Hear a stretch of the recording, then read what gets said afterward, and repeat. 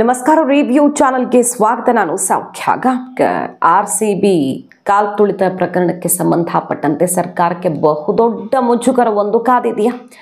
ದಯಾನಂದ್ ಸಸ್ಪೆನ್ಷನ್ಗೆ ರಾಜ್ಯವ್ಯಾಪಿ ಅಸಮಾಧಾನ, ಆಕ್ರೋಶ ಹೇಳ್ತು. ಬೆಂಗಳೂರು ಕಮಿಷನರ್ ಕಾರ್ಯವೈಖರಿ ಹೇಗಿತ್ತು ಅನ್ನೋದ್ರ ಬಗ್ಗೆ ವಿಶೇಷವಾಗಿ ಬೆಂಗಳೂರಲ್ಲಿ ಒಂದು ಅಭಿಯಾನನೇ ಆಯಿತು ರಾಜ್ಯ ಸರ್ಕಾರದ ವಿರುದ್ಧ. ಇದರ ನಡುವೆ ಈಗ ಸಿದ್ದರಾಮಯ್ಯನವರು ಹೆಜ್ಜೆಯನ್ನು ಹಿಂದಿಡಬೇಕಾಗಿ ಬರುತ್ತಾ, ಸಸ್ಪೆನ್ಷನನ್ನು ತಾವಾಗಿ ವಾಪಸ್ ತಗೊಳ್ತಾರಾ ಅನ್ನುವಂಥದ್ದು ಒಂದು ಬೆಳವಣಿಗೆ ಆಗ್ತಾ ಇದೆ. ಮತ್ತು ಕೇಂದ್ರ ಸರ್ಕಾರ ರಾಜ್ಯ ಸರ್ಕಾರಕ್ಕೆ ಅತಿ ದೊಡ್ಡ ಆಘಾತವನ್ನು ಕೊಡಲಿದೆಯಾ?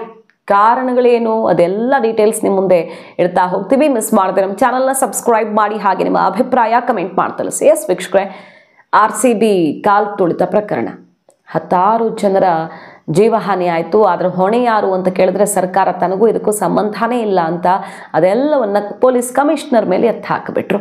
ಸಿಂಪಲ್ ಆಗಿ ನನಗೆ ಕಮ್ಯುನಿಕೇಟೇ ಮಾಡಿಲ್ಲ. ಎಷ್ಟೊತ್ತು 3:30 ಆಗಿದ್ದ ಸಾವಿನ ಬಗ್ಗೆ 5 ಗಂಟೆ ಆದರೂ ಸಿದ್ದರಾಮಯ್ಯನವ್ರಿಗೆ ಈ ಕಾಲದಲ್ಲಿ ಗೊತ್ತೇ ಆಗಲಿಲ್ಲ ಅನ್ನೋ ರೀತಿಯ ಸಮಜಾಯಿಷಿ ಇದೆಯಲ್ಲ, ಅದ್ರ ಬಗ್ಗೆನೇ ಜನ ಮಾತಾಡ್ತಿದ್ದಾರೆ. ಅದು ಹೆಂಗ್ರಿ ಗೊತ್ತಾಗಿಲ್ಲ? ನೆಟ್ವರ್ಕ್ ಇರಲಿಲ್ಲ, ಯಾರೂ ನನಗೆ ತಿಳಿಸ್ಲಿಲ್ಲ, ವೈರ್ಲೆಸ್ ವಾಕಿ ಟಾಕಿಯಲ್ಲಿ ಪೊಲೀಸರಲ್ಲೇ ಇರ್ತಾರೆ, ಗೃಹ ಸಚಿವರಿದ್ದಾರೆ, ಬೇರೆ ಬೇರೆ ಮಿನಿಸ್ಟರ್ಗಳಿದ್ದಾರೆ, ಯಾರಿಗೂ ಒಂದು ಇನ್ಫಾರ್ಮೇಷನ್ ಬಂದಿಲ್ವಾ ಅನ್ನುವಂಥ ಸಹಜವಾದ ಪ್ರಶ್ನೆಯನ್ನು ಜನನೇ ಕೇಳ್ತಿದ್ದಾರೆ. ಇದರ ನಡುವೆ ನೋಡಿ, ದಯಾನಂದ್ ಅವರು ಸೇಫ್ ಆಗ್ತಾರಾ? ದಯಾನಂದ್ ಅವರ ಸಸ್ಪೆನ್ಷನ್, ಅಮಾನತ್ತು ವಾಪಸ್ಸಾಗಲಿದೆಯಾ? ಅಂತಹ ಮೇಜರ್ ಡೆವಲಪ್ಮೆಂಟ್ ಆಗ್ತಿದೆ. ಯಾಕಂದರೆ 19ನೇ ತಾರೀಕಿಗೆ ಲಾಸ್ಟ್ ಅವರು ಸಸ್ಪೆನ್ಷನ್ ಆರ್ಡರನ್ನು ಪಾಸ್ ಮಾಡಿದ್ಮೇಲೆ 15 ದಿನಗಳ ಒಳಗಾಗಿ ಕೇಂದ್ರ ಸರ್ಕಾರ, ಕೇಂದ್ರ ಗೃಹ ಇಲಾಖೆ ಅದನ್ನು ಓಕೆ ಮಾಡಬೇಕು, ಕಾರಣ ಕೊಡಬೇಕು. ಫಸ್ಟ್ ಆಫ್ ಆಲ್, ಈ ರಾಜ್ಯ ಸರ್ಕಾರಕ್ಕೆ ಅಮಾನತು ಮಾಡುವಂಥ ಹಕ್ಕಿರಲ್ಲ.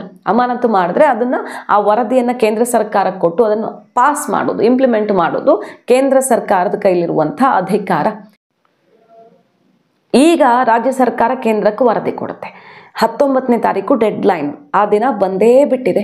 ಕೇಂದ್ರ ಸರ್ಕಾರ ಅಮಾನತನ್ನು ರದ್ದು ಮಾಡುತ್ತಾ ಅನ್ನುವಂತಹ ಪ್ರಶ್ನೆ ಗೆದ್ದಿದೆ. ಯಾಕಂದರೆ ಅದಕ್ಕೆ ಪೂರಕವಾದಂತಹ ದಾಖಲೆಗಳಿವೆ, ವಿಚಾರಗಳಿವೆ. ಪ್ರಾಥಮಿಕ ವಿಚಾರಣೆ ಇಲ್ಲದೆ ಸಸ್ಪೆನ್ಷನ್ ಮಾಡೋ ಹಾಗಿಲ್ಲ. ಸರಿ, ಈಗ ದಯಾನಂದ್ ಅವ್ರದ್ದು ತಪ್ಪಾಗಿದೆಯಾ ಇಲ್ವಾ ಅನ್ನೋದ್ರ ಬಗ್ಗೆ ತನಿಖೆ ಆಗಿದೆಯಾ? ಪ್ರಾಥಮಿಕವಾಗಿ ಇನ್ವೆಸ್ಟಿಗೇಷನ್ ನಡೆದಿದೆಯಾ?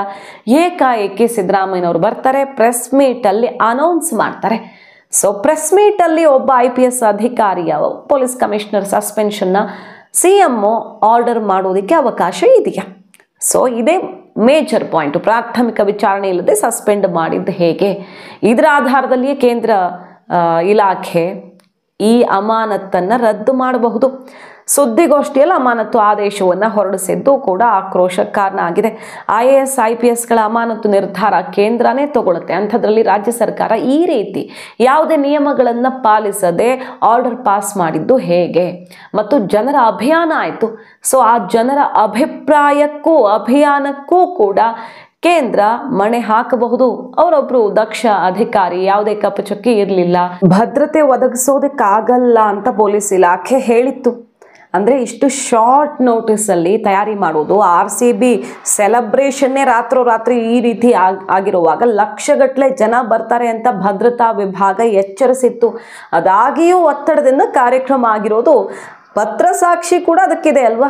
ಬಟಾ ಬಯಲಾಗಿದೆ. ವಿಧಾನಸೌಧ ಮೆಟ್ಟಿಲುಗಳ ಮೇಲಾಗಲಿ, ಚಿನ್ನಸ್ವಾಮಿ ಸ್ಟೇಡಿಯಮ್ಮಲ್ಲಾಗಲಿ, ಯಾವುದಾದ್ರೂ ಸರಿ, ಈ ಎರಡೆರಡು ಕಾರ್ಯಕ್ರಮ ಮಾಡೋದು ವೆರಿ ರಿಸ್ಕಿ ಅನ್ನುವಂತಹ ಸಲಹೆಯನ್ನು ಕೊಟ್ಟಿತ್ತು ಪೊಲೀಸ್ ಇಲಾಖೆ. ಆದಾಗಿಯೂ ನೀವು ಹೇಳಿದಲ್ಲಿ ಮಾಡ್ತೀವಿ ಅನ್ನುವಂಥ ಬರೆದ ಪತ್ರ, DCP ಪತ್ರ ಕೂಡ ನೋಡಿದ್ದೀವಿ ನಾವು, ವೈರಲ್ ಆಗಿತ್ತು. ಇದೆಲ್ಲ ಸಾಕ್ಷಿಗಳಿರುವಾಗ ಈಗ ಕೇಂದ್ರ ಗೃಹ ಇಲಾಖೆ ಏನು ಮಾಡುತ್ತೆ?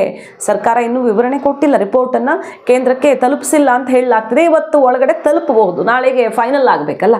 ಕೇಂದ್ರ ಗೃಹ ಇಲಾಖೆ ಇದನ್ನು ಪರಾಮರ್ಶೆ ಮಾಡುತ್ತೆ. ಯಾವುದೇ ರಿಪೋರ್ಟ್ ಇಲ್ಲದೆ, ಪ್ರಾಥಮಿಕ ತನಿಖೆ ಇಲ್ಲದೆ ಯಾವ ರೀತಿ ಸರ್ಕಾರ ಕ್ರಮ ಕೈಗೊಂಡಿದೆ ಅನ್ನೋದರ ಆಧಾರದ ಮೇಲೆ ಕೇಂದ್ರ ಗೃಹ ಇಲಾಖೆ ತನ್ನ ತೀರ್ಮಾನ ತಗೊಳ್ಳುತ್ತೆ. ಆ ಸಸ್ಪೆನ್ಷನ್ ಆರ್ಡರನ್ನು ರದ್ದುಗೊಳಿಸುವ ಮೂಲಕ ಪ್ರಕಟಿಸಬಹುದು ತೀರ್ಮಾನವನ್ನು. ಆಗ ಸರ್ಕಾರಕ್ಕಿದು ಅತಿ ದೊಡ್ಡ ಸೆಟ್ ಬ್ಯಾಕ್ ಆಗುತ್ತೆ. ಹೇಗೆ ತನ್ನ ತಪ್ಪು ಮುಚ್ಕೊಳ್ಳೋದಕ್ಕೆ ದಯಾನಂದ್ ಅವ್ರ ಮೇಲೆ ಎತ್ತಾಕಿದ್ರು ಅನ್ನೋದು ಮತ್ತೆ ಕಪಾಳ ಮೋಕ್ಷದಂತಾಗುತ್ತೆ. ಈಗಾಗಲೇ ಆ ಬಗ್ಗೆ ಜನ ಸಿಡಿದೆದ್ದಿದ್ದಾರೆ. ಏನು ಮಾಡಿದೆ ಸರ್ಕಾರ? ಎಲ್ಲರೂ ಓಪನ್ ಆಗಿ ಚಿನ್ನಸ್ವಾಮಿ ಸ್ಟೇಡಿಯಂಗೆ ಹೋಗಿ ಅಂತ ಹೇಳಿರುವಂಥ ದೃಶ್ಯಗಳೇ ಇರುವಾಗ, ಸತ್ಯವತಿ ಅವರಿಂದ ಹಿಡಿದು DCM ಇಂದ ಹಿಡಿದು ಇವರೆಲ್ಲ ಹೇಳಿರುವಂಥ ದೃಶ್ಯಗಳೇ ಇರುವಾಗ, CM ಇದ್ದ ವೇದಿಕೆಯಲ್ಲೇ ಅನೌನ್ಸ್ಮೆಂಟ್ ಆಗಿರುವಾಗ, ಇನ್ನು ಚಿನ್ನಸ್ವಾಮಿ ಸ್ಟೇಡಿಯಂ ಕಾರ್ಯಕ್ರಮಕ್ಕೂ ನಮಗೂ ಸಂಬಂಧನೇ ಇಲ್ಲ ಅಂತ ಹೇಳ್ಕೊಳ್ತಿರೋ ಸರ್ಕಾರದ ಬಗ್ಗೆ ಈಗಾಗಲೇ ಆಕ್ರೋಶ ಇರುವಾಗ, ದಯಾನಂದ್ ಅವರ ಸಸ್ಪೆನ್ಷನ್ ಆರ್ಡರ್ ಏನಾದರೂ ಕ್ಯಾನ್ಸಲ್ ಆಗಿಬಿಟ್ರೆ, ಅವರು ಸೇಫ್ ಆಗಿಬಿಟ್ರೆ ಇದು ಅತಿ ದೊಡ್ಡ ಮುಖಭಂಗ ಆಗುತ್ತೆ. ಹಾಗಾಗಿ ಸರ್ಕಾರನೂ ಒಂದು ಪ್ಲಾನ್ ಬಿ ಮಾಡ್ಕೊಳ್ತಿದೆ ಈಗ. ಯಾಕಂದರೆ CATಗೆ ಹೋಗಿದ್ದಾರೆ, ಅಂದರೆ ಟ್ರಿಬ್ಯುನಲ್ಗೆ ಹೋಗಿದ್ದಾರೆ, ತಮಗಾಗಿರುವಂಥ ಅನ್ಯಾಯವನ್ನು ಪ್ರಶ್ನಿಸಿ. ಈ ಎಲ್ಲ ಆಧಾರದಲ್ಲಿಯೇ ಯಾವುದೇ ತನಿಖೆ ಕೈಗೊಂಡಿಲ್ಲ ಮತ್ತು ಪೊಲೀಸ್ ಇಲಾಖೆ ಏನು ಎಚ್ಚರಿಸಿತ್ತು ಅನ್ನೋದನ್ನೇ ಆಧಾರವಾಗಿ ಇಟ್ಕೊಂಡು ತಮಗೆ ನ್ಯಾಯ ಒದಗಿಸಿಕೊಡುವಂತೆ ಟ್ರಿಬ್ಯುನಲ್ ಮೊರೆ ಹೋಗಿದ್ದಾರೆ. ಈಗ ಇನ್ನೊಬ್ಬರು ಅಧಿಕಾರಿ ವಿಕಾಸ್ ಕುಮಾರ್ ಅನ್ನೋರು IGP ಆಗಿದ್ರು ಅವರು. ಸೊ ಅಮಾನತು ಆದೇಶ ಪ್ರಶ್ನಿಸಿ ಪಶ್ಚಿಮ ವಿಭಾಗದ IGP ವಿಕಾಸ್ ಕುಮಾರ್ ಅವರು ಏನು CATಗೆ ಹೋಗಿದ್ದಾರೆ, ಆ ವಿಚಾರಣೆಯಲ್ಲಿಯೂ ಕೂಡ IPS ಅಧಿಕಾರಿಗಳ ಸಸ್ಪೆನ್ಷನ್ ತಪ್ಪು ಅಂತ ಬಂದ್ಬಿಟ್ರೆ ಅದು ಟೈಟ್ ಸ್ಲ್ಯಾಪ್ ಆಗುತ್ತೆ, ಇನ್ನೊಂದು ಅತಿ ದೊಡ್ಡ ಆಘಾತ ಆಗುತ್ತೆ ಸರ್ಕಾರಕ್ಕೆ. ಕೇಂದ್ರ ಸರ್ಕಾರ ಏನು ಮಾಡುತ್ತೆ, CAT ಏನು ತೀರ್ಮಾನ ತಗೊಳುತ್ತೆ ಅನ್ನೋದು ಈಗ ಸರ್ಕಾರಕ್ಕೆ ಢವ ತಂದಿಟ್ಟಿದೆ. ಅತಿ ದೊಡ್ಡ ಮುಜುಗರ ಆಗೋಕ್ಕಿಂತ ಮುಂಚೆ ತಾನೇ ಈ ಅಧಿಕಾರಿಗಳ ಅಮಾನತನ್ನು ರದ್ದು ಮಾಡುವಂತಹ ಯೋಚನೆಯೂ ಆಗ್ತಿದೆಯಂತೆ ಈಗ. ಅಂದರೆ ಅಮಾನತನ್ನು ತಾವೇ ಹಿಂಪಡೆದು ಬಿಡೋದು. ಎಲ್ಲ ಏನೋ ಎಡವಟ್ಟಾಗಿದೆ, DNA RCB ಮೇಲೆ ಹಾಕಿದಾರಲ್ಲ, ಹೆಂಗೆ SCA ಎಲ್ಲ ಕೋರ್ಟಲ್ಲಿ ನಡೀತಾ ಇದೆಯಲ್ವಾ. ಹಾಗಾಗಿ ಪೊಲೀಸ್ ಅಧಿಕಾರಿಗಳು ಆದಷ್ಟು ಪ್ರಯತ್ನ ಪಟ್ಟಿದ್ದಾರೆ. ಆದರೂ ಅವರ ಬೇರೆ ಸೇವೆಗಳನ್ನೆಲ್ಲ ಪರಿಗಣಿಸಿ ಅಮಾನತು ವಾಪಸ್ ತಗೊಳ್ತೀವಿ ಅನ್ನೋ ರೀತಿಯಲ್ಲಿ ಡ್ಯಾಮೇಜ್ ಕಂಟ್ರೋಲ್ ಮಾಡುವ ಸಾಧ್ಯತೆ ಕೂಡ ಇದೆ ಸರ್ಕಾರ ಅನ್ನೋದು ಮೂಲಗಳ ಮಾಹಿತಿ.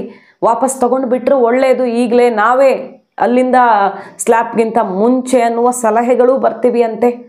ನೋಡಬೇಕು. 19ನೇ ತಾರೀಕು ಡೆಡ್ಲೈನ್ ಆಗಿರೋದ್ರಿಂದ ಇನ್ನೂ ಒಂದು ಪಾಯಿಂಟ್ ಇದೆ. ಏನಪ್ಪ ಅಂತ ಕೇಳಿದ್ರೆ, RCB ಮತ್ತು KSCA ವಿರುದ್ಧ ಆ್ಯಕ್ಷನ್ ತಗೊಳ್ಳಿ ಅಂತ ಅದೇ ಪ್ರೆಸ್ ಮೀಟಲ್ಲಿ ಹೇಳಿದ್ರು CM. ಆದರೆ ಹೈಕೋರ್ಟೇ ಅದನ್ನು ಈ ರೀತಿ CM ಆದೇಶ, ಮೌಖಿಕ ಆದೇಶದ ಮೇರೆಗೆ ಬಂಧಿಸಿರುವ ಪ್ರಕ್ರಿಯೆಯೇ ಇಲ್ಲೀಗಲ್ ಅಂತ ಅವ್ರಿಗೆ ಜಾಮೀನು ಕೊಟ್ಟಿದೆ. ಇನ್ವೆಸ್ಟಿಗೇಷನ್ ಆಗಲಿ, ತನಿಖೆಯ ಸಹಕರಿಸಬೇಕು ಅವರು, ಎಲ್ಲ ಸರಿ. ಆದರೆ ಈ ರೀತಿ ಬಂಧಿಸಿರುವಂಥ ಪ್ರಕ್ರಿಯೆಯೇ ಸರಿ ಇಲ್ಲ ಅನ್ನೋದನ್ನು ಕ್ಲಿಯರ್ ಕಟ್ಟಾಗಿ ಹೇಳಿ ಚಾಟಿ ಬೀಸಿದೆ. ಸರ್ಕಾರ ಹಾಗೆಲ್ಲ ಆದೇಶ ಕೊಟ್ಟು ಅರೆಸ್ಟ್ ಮಾಡಿಸೋಕ್ಕಾಗಲ್ಲ ಅಂತ. ಅದೇ ಪ್ರೆಸ್ ಮೀಟಲ್ಲಿ ದಯಾನಂದ್ ಅವರ ಸಸ್ಪೆನ್ಷನನ್ನು ಆರ್ಡರ್ ಮಾಡಿದ್ದು CM. ಅದು ಕೂಡ ಕೇಂದ್ರ ಗೃಹ ಇಲಾಖೆಯ ಗಮನಕ್ಕೆ ಹೋಗಬಹುದು. ಈಗ RCB ಮತ್ತು KSCA ಅವರಿಗೆ ಜಾಮೀನು ಸಿಕ್ಕಿದೆ ಅಂದರೆ ಆ ಆದೇಶ ಆ ರೀತಿ ಮಾಡಿದ್ದು ತಪ್ಪು ಅಂತ ಆಯಿತು. ಅದೇ ರೀತಿ ಸಸ್ಪೆನ್ಷನ್ ಯಾವುದೇ ಪ್ರಾಥಮಿಕ ವರದಿ ತನಿಖೆ ಇಲ್ಲದೆ ನಡೆದಿರೋದ್ರಿಂದಾಗಿ ಅದನ್ನು ಕೂಡ ಕೇಂದ್ರ ಗೃಹ ಇಲಾಖೆ ತಡೆ ಹಿಡಿಯುವಂಥ ದಟ್ಟ ಸಾಧ್ಯತೆ ಈಗ ಕಾಣ್ತಿದೆ. ಸರ್ಕಾರ ಮಾಡೋದು ಮಾಡಿ ಈಗ ಕೈ ಹಿಸುಕಿಕೊಳ್ಳುವಂತಾಗಿದೆ. ಮತ್ತೊಂದು ಕಡೆ CAT ಕೂಡ ಯಾವ ಗ್ರೌಂಡ್ಸ್ ಮೇಲೆ IPS ಅಧಿಕಾರಿಗಳ ಸಸ್ಪೆನ್ಷನ್ ಆಗಿದೆ ಅಂತ ಸರ್ಕಾರದಿಂದ ವರದಿಯನ್ನು ಕೇಳಿರೋದು. ವಿಕಾಸ್ ಕುಮಾರ್ ಅವರು ಹೋಗಿದಾರಲ್ಲ, ಸೊ ಅವ್ರ ವಿಚಾರದಲ್ಲಿ CAT ಬಲ ಕೊಟ್ಟು ಬಿಟ್ರೆ ಬೇರೆಯವ್ರ ವಿಚಾರದಲ್ಲೂ ಕೂಡ ಅದು ಅನ್ವಯ ಆಗುತ್ತೆ. ನೈತಿಕವಾಗಿ ಸರ್ಕಾರ ಆ ಆ್ಯಕ್ಷನ್ಗೆ ಮುಂದಾಗಲೇಬೇಕಾಗತ್ತೆ, ಅಮಾನತು ವಾಪಸ್ ಪಡಿಬೇಕಾಗತ್ತೆ. ವಿಕಾಸ್ ಕುಮಾರ್ ಅವ್ರಿಗೆ CATಯಲ್ಲಿ ಬಲ ಸಿಕ್ಕಿಬಿಟ್ರೆ ಯಾವ ಗ್ರೌಂಡ್ಸ್ ಮೇಲೆ ಸಸ್ಪೆಂಡ್ ಮಾಡಿದ್ರಿ ಅಂತ ಕೇಳ್ತಾ ಇದೆ. ಈಗ ವರದಿ ಕೊಡಬೇಕು, ಪ್ರಾಥಮಿಕ ತನಿಖೆನೂ ಇಲ್ಲದೆ ಹೆಂಗೆ ಮಾಡಿದ್ವಿ ಅನ್ನೋದನ್ನು CATಗೆ ಕೊಡಬೇಕು ರಿಪೋರ್ಟನ್ನು. ಇದರ ನಡುವೆ ನೋಡಿ BJP ಮತ್ತು JDS ತೀವ್ರ ಹೋರಾಟ ನಡೆಸ್ತಾ ಇದೆ. ಮುಖ್ಯಮಂತ್ರಿಗಳು, ಉಪಮುಖ್ಯಮಂತ್ರಿಗಳು ಮತ್ತು ಗೃಹ ಸಚಿವರು ರಾಜೀನಾಮೆ ಕೊಡಲೇಬೇಕು ಅಂತ. ಇಲ್ಲಿ ಸಂಪೂರ್ಣವಾಗಿ ನಿಮ್ಮದೇ ತಪ್ಪಾಗಿದೆ. ನೀವೇ ಜನರ ದಾರಿ ತಪ್ಪಿಸಿ, ನೀವೇ ಜನರನ್ನೆಲ್ಲ ಕರೆದು ಆಹ್ವಾನಿಸಿ ನಿಮ್ಮ ಜನಪ್ರಿಯತೆಗೋಸ್ಕರ ಇಮೇಜ್ ಬಿಲ್ಡ್ ಮಾಡ್ಕೊಳ್ಳೋದಕ್ಕೆ ಈಗ ಇನ್ಯಾರನ್ನೋ ಬಲಿ ಕೊಟ್ಟಿದ್ದೀರಾ, ನೀವು ರಾಜೀನಾಮೆ ಕೊಡಿ ಅಂತ ಈಗ ಮುಗಿಬಿದ್ದಿರೋ ಹೊತ್ತಲ್ಲಿ ಕಾಂಗ್ರೆಸ್ RCB ಕಾಲ್ ತೊಳಿತಕ್ಕೊಂದು ಅಚ್ಚರಿಯ ಟ್ವಿಸ್ಟನ್ನು ಕೊಟ್ಟಿದೆ. ಏನಪ್ಪ ಅಂತ ಕೇಳಿದ್ರೆ, BJP JDSನ ಗೂಂಡಾಗಳು ಆ ಕ್ರೌಡಲ್ಲಿ ಸೇರ್ಕೊಂಡಿದ್ರು. ಅದಕ್ಕೆ ಪೂರಕವಾದ ಒಂದಿಷ್ಟು ಸಾಕ್ಷಿಗಳನ್ನು, ವಿಡಿಯೋಗಳನ್ನು ಕೊಡ್ತಿದ್ದೀವಿ. ಏಕಾಏಕಿ ತಳ್ಳೋದಕ್ಕೆ, ನೂಕೋದಕ್ಕೆ ಶುರು ಮಾಡ್ತಾರೆ. ಸೊ BJP ಗೂಂಡಾಗಳು ಸೇರ್ಕೊಂಡು ಬೇಕಂತ ಅಲ್ಲಿನ ಪರಿಸ್ಥಿತಿ ಹದಗೆಡಿಸಿ ಸರ್ಕಾರಕ್ಕೆ ಕೆಟ್ಟ ಹೆಸರು ತರೋದಕ್ಕೆ ಅಂತಾನೆ ಪ್ಲಾನ್ ಮಾಡಿದಂತೆಯೂ ಅನಿಸ್ತಾ ಇದೆ. ಈ ನಿಟ್ಟಿನಲ್ಲೂ ತನಿಖೆ ಆಗಲಿ ಪುನಃ ಅವರ ಏಕಸದಸ್ಯ ಆಯೋಗಕ್ಕೆ ದೂರನ್ನು ಕೊಟ್ಟಿರೋದು. KMCC ವಕ್ತಾರರು ಒಂದು ನಿಯೋಗ ಮಾಡ್ಕೊಂಡು ಹೋಗಿ ದೂರು ಕೊಟ್ಟಿದ್ದಾರೆ. ದೃಶ್ಯಗಳನ್ನೆಲ್ಲ ಕೊಟ್ಟು ನೋಡಿ, ಇಲ್ಲಿ ಏಕಾಏಕಿ ತುಳಿತ ಆಗಿದೆ, ಅಂದರೆ ತಳ್ಳಾಟ ಆಗೋದಕ್ಕೆ ಕಾರಣ ಯಾರೋ ಬಂದು ಅಲ್ಲಿ ಸೇರ್ಕೊಂಡಿದ್ರು ಕಿಡಿಗೇಡಿಗಳು, BJP ಗೂಂಡಾಗಳು ಅನ್ನೋ ರೀತಿಯಲ್ಲಿ ಹೇಳ್ತಾ ಇದ್ದಾರೆ. ಕೆಲವು ಟ್ವೀಟ್ ಎಲ್ಲ ಅನುಮಾನಾಸ್ಪದವಾಗಿದೆ. BJP ಮಾಡಿದ್ದ ಟ್ವೀಟು, ಜನಕ್ಕೆ ನೀಡಿದಂತಹ ಪ್ರಚೋದನೆ, ಇವೆಲ್ಲವೂ ಕೂಡ ಜೂನ್ 4ರಂದು BJP ಮಾಡಿದ್ದ ಟ್ವೀಟು ಎಲ್ಲರೂ ಪ್ರಚೋದಿಸಿದಂತೆ ಭಾಸವಾಗುತ್ತೆ. ಅದನ್ನು ಕನ್ಸಿಡರ್ ಮಾಡಬೇಕು. ಜನರ ಮಧ್ಯೆ ಯಾಕೆ ಇವರೇ ಹೋಗಿ ಇಂತಹ ಕೆಲಸವನ್ನ ಮಾಡಿರಬಾರ್ದು. ಪೊಲೀಸರ ವಿಡಿಯೋಗಳಲ್ಲಿಯೂ ಕೆಲವು ದೃಶ್ಯಗಳು ಸರಿಯಾಗಿವೆ.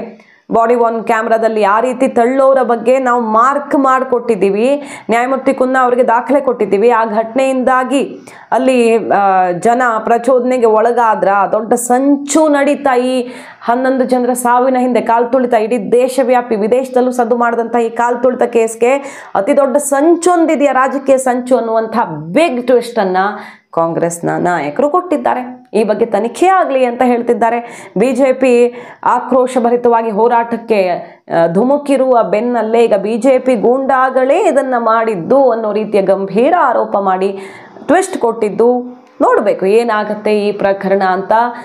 ದಯಾನಂದ್ ಅವರ ಸಸ್ಪೆನ್ಷನ್ ರದ್ದಾಗಿಬಿಟ್ರೆ ಮಾತ್ರ ಸರ್ಕಾರ ತರಾತುರಿಯಲ್ಲಿ ಎಂತಹ ಎಡವಟ್ಟು ಮಾಡಿದೆ ಅನ್ನೋದು ಬಯಲಾಗತ್ತೆ. ಮಾಹಿತಿ ನಿಮ್ಗೆ ಇಷ್ಟ ಆಗಿದ್ರೆ ಮಿಸ್ ಮಾಡಿದ್ರೆ ನಮ್ಮ ಚಾನಲ್ನ ಸಬ್ಸ್ಕ್ರೈಬ್ ಮಾಡಿ. ನಿಮ್ಮ ಅಭಿಪ್ರಾಯ ಕಮೆಂಟ್ ಮಾಡಿ ತಿಳಿಸಿ. Thank you.